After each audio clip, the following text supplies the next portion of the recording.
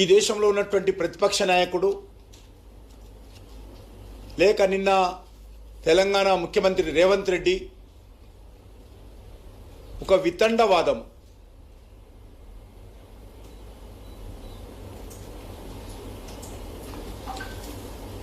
లేవదీస్తున్న విషయాన్ని సందర్భంగా మనవిస్తున్నాను.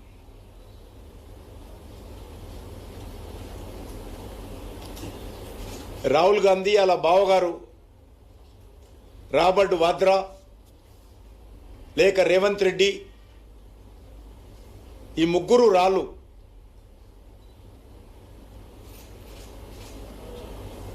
దేశ సైనికులను అవమానం చేసే విధంగా వాళ్ళు చేసినటువంటి పోరాటాలను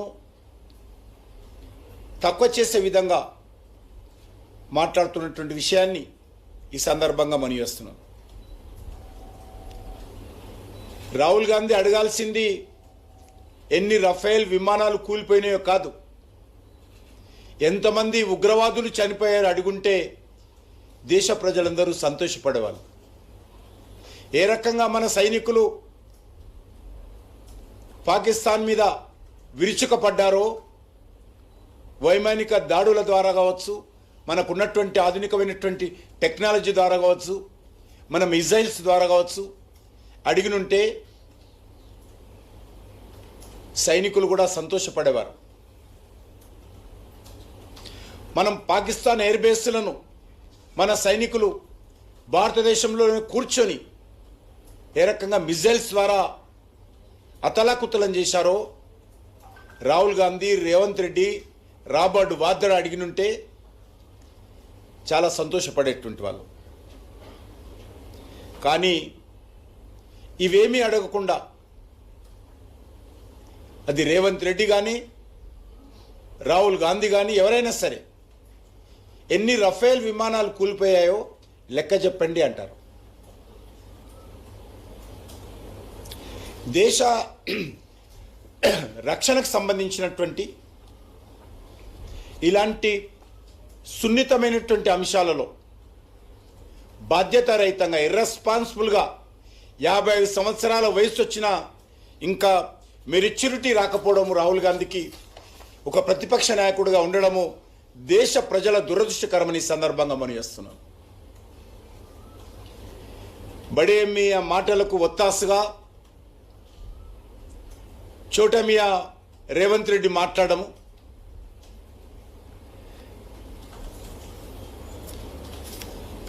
copy to copy, same to same ఏదైతే రాహుల్ గాంధీ మాట్లాడాడో బడే మియా హైదరాబాద్లో కూర్చొని చోటే మియా అదే విషయాలు ఒక అక్షరం పొల్లుపోకుండా నిన్న భారత సైన్యాన్ని, భారత ప్రభుత్వాన్ని ప్రశ్నించడం జరిగింది.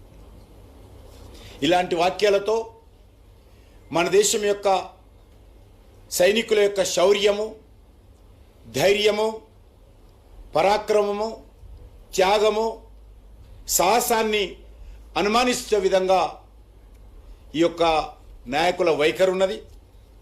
ఒక దిక్కు మన దేశానికి సంబంధించినటువంటి అన్ని పార్టీల పార్లమెంట్ సభ్యులు ప్రపంచంలో అనేక దేశాలలో తిరుగుతూ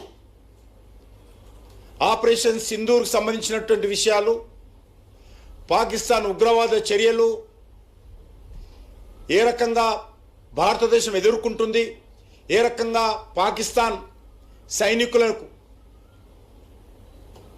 మరి ప్రోత్సహించి ఉగ్రవాదం ద్వారా భారతదేశం యొక్క సమగ్రత, సమైక్యత దెబ్బతీస్తుందో, ఏ రకంగా పాకిస్తాన్ ఏకాకి చేయాలో భారత ప్రభుత్వ ఆహ్వానం మేరకు రాజకీయాలన్నీ పక్కన పెట్టి మన పార్లమెంట్ సభ్యులు ప్రపంచాన్ని తిరుగుతూ ఉంటే ఢిల్లీలో కూర్చున్నటువంటి రాహుల్ గాంధీ, హైదరాబాదు ఢిల్లీ పర్యటన చేస్తున్నటువంటి రేవంత్ రెడ్డి,